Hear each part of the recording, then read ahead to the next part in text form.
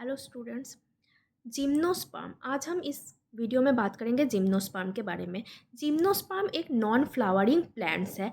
Non flowering plants, और इसका जो है इसका फ्रूट्स प्रोड्यूस नहीं होता है। ठीक है, gymnosperm are not fruit producing plants. Gymnosperm को हम और भी कई नाम से पुकार सकते हैं, that is called naked seed plants. ठीक है, क्योंकि इसका जो फ्रूट्स नहीं पैदा होते हैं, तो ये जो जिम्नोस्पर्म का जो सीड्स है वो सीड्स तो आपके ढके नहीं होते हैं फ्रूट्स के अंदर, और सीड्स क्या होते हैं, नेकेड अवस्था में रहते हैं।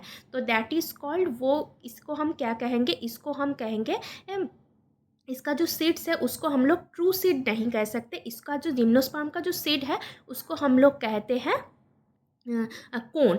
जिम्नोस्पर्म का जो कोन होता है वो दो तरह का होता है, मेल कोन और फीमेल कोन। और जिम्नोस्पर्म होते हैं हेट्रोस्पोरस।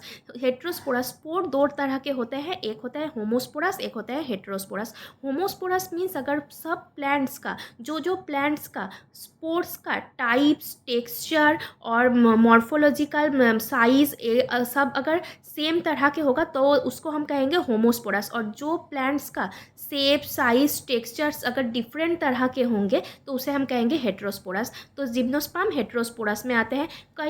कोई होम जिम्नोस्पर्म है जैसे पाइनस, ठीक है, तो उसमें मेल कोन और फीमेल कोन सेम प्लांट में ही मिलते हैं।